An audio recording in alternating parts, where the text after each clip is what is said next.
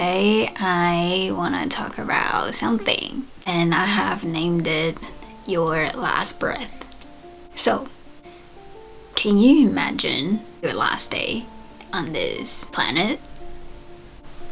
Can you imagine how you might say goodbye to the world? To be honest, I think about death quite a lot. Is that weird? I guess we all eventually die, so I guess it is natural to think about death. Knowing that I will eventually say goodbye to this world gives me the chance to love 110%. Love my family and friends, the people that I care about. It also lets me give 150% in everything that I do. Because we all eventually die. Let it be a health crisis. Let it be an accident. Getting hit by a bus or something. Or maybe you look different. Maybe you have a different color skin. And you might get pinned down to the ground. Like George Floyd. My heart has been super heavy for the past week. And I have been feeling all kinds of emotions. I had a cry the other day. I'm not going to lie. I cried the other day because I felt grateful. I feel grateful for the fact that my racism experiences weren't as extreme as other people may have experienced. I also cried because I felt sad. Super sad. I felt sad for those people who have lost a loved one. I also cried because I felt there was hope. A hope not to be silent anymore. And that is why I would like to share with you Your Last Breath.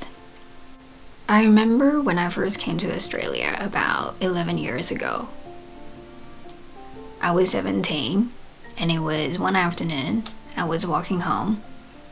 I just finished my class and some random kid just yanked my earphones out of my ears and punched me in my stomach.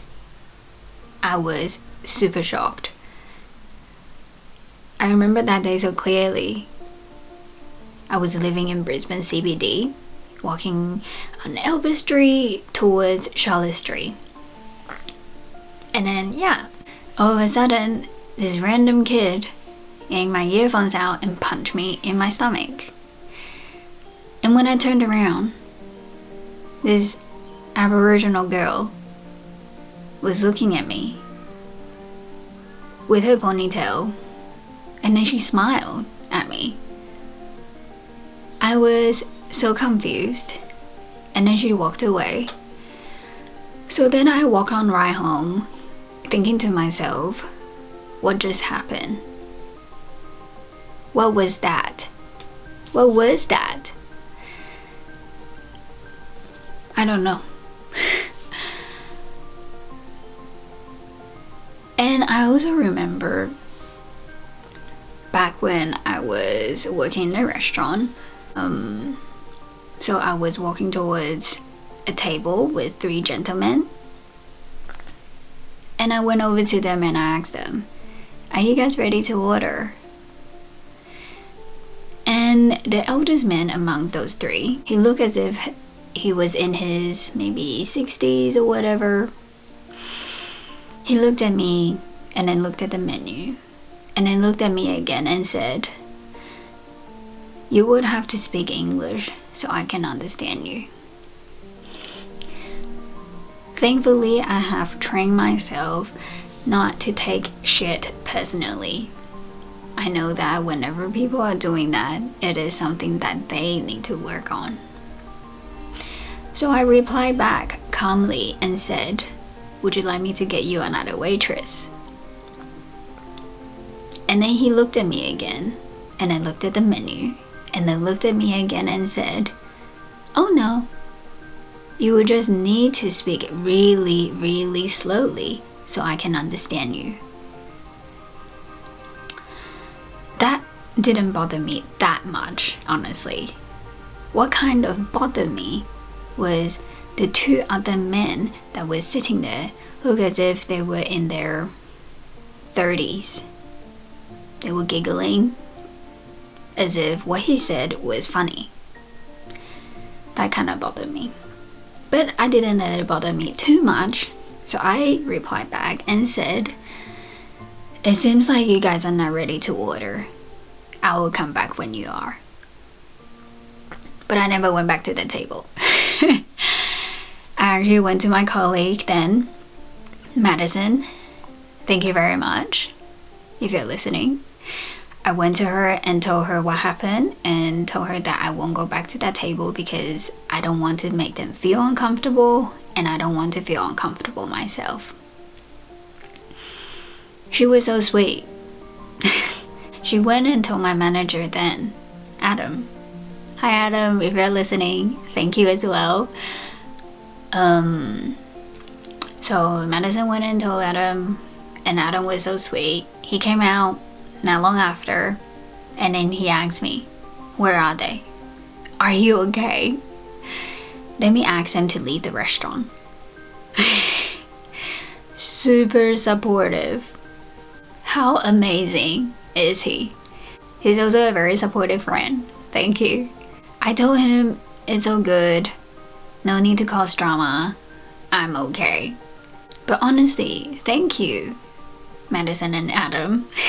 Your gestures meant a lot more than those silly men that were sitting there, thinking that what they said and what they do don't have an impact on the people around them, even on a stranger that they don't know.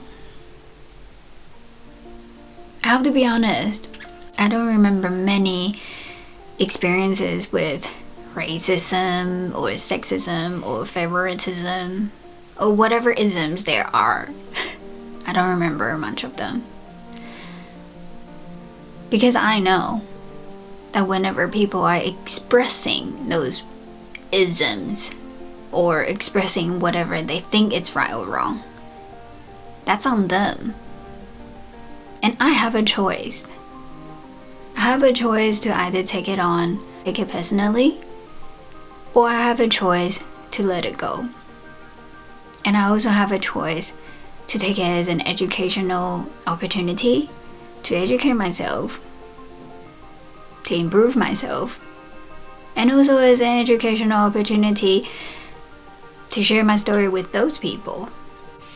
Unfortunately, I didn't get a chance to educate those people who have insulted me. But I'm very proud of myself that I have continued to stand up for myself and for those people around me. I'm very proud of myself for continuing to educate myself and to continue to consciously decide what is right for me. And that's why I'm here today. I want to talk about your last breath. Maybe it's not every day that you think about death, but have you ever wondered what kind of impact that you want to have? Have you ever wondered what kind of imprint that you would like to leave behind on this world? Have you ever wondered what kind of change that you want to be for this world? I don't think we all have to be Martin Luther King or Steve Jobs or Kobe Bryant, but we all can make a difference. Yes, we all can. And the difference starts within us, with our choices. They say education is important, and I cannot agree more with that. Yes, education is so important. And I'm not talking about which university or what college you went to, and it doesn't even matter if you went to one. All that doesn't matter. Are you educating yourself to be a critical thinker? Are you actually deciding yourself on what is right and what is wrong? Are you believing in the things that you believe in because you have done the research? What is it? You are responsible for your own education. You are. You are responsible on what you intake. You're responsible. Do you follow whatever the media tell you? Do you follow whatever the mainstream education teaches you? Do you blindly believe in everything that you see and hear from the news, from the TV shows, from social media, from everything that you see and hear? Do you? You're responsible. Because you know what? All lives matter. All lives matter. It doesn't matter what color of your skin is, or where you're from, or what religion that you believe in, or if you have a visible disability or not. All lives matter. Your life matters. At the end of the day, the color that we bleed inside our body is all the same, isn't it? All lives matter. So what are you putting in your mind? What are you putting in your body? What are you putting on your skin? What kind of people do you surround yourself with? What kind of choices are you making for yourself? Are you consciously making those choices for yourself? Or are you letting others, the society, the government, the education, the things that you see, your parents, your friends, your colleagues, are you letting other people decide what you should believe in? Decide what is right or wrong? What is it? If today I had my last breath and I had to say goodbye to this world, I'll be happy to have shared a little bit of my story. I will also be happy because I have consciously made decisions for myself. I will also be happy that I have consciously made decisions about my own health. I have consciously decided what kind of people that I want to hang around with, what I listen to. I will be happy that I decided to educate myself and be a critical thinker, to not be the sheep, but be the shepherd and live my own life. If I had my last breath. So, your last breath. Your last breath. It could be today. It could be tomorrow.